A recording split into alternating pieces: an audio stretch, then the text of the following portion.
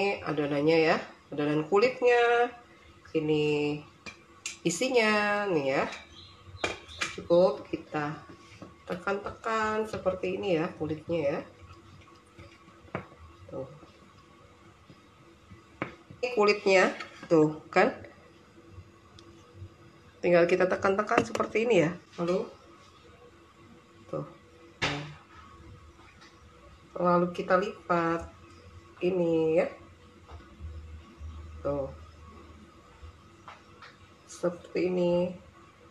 Nih, kita tutup, kita rapikan. Ini hasilnya. Tuh.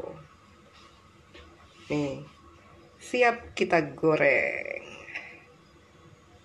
Cantik sekali ya.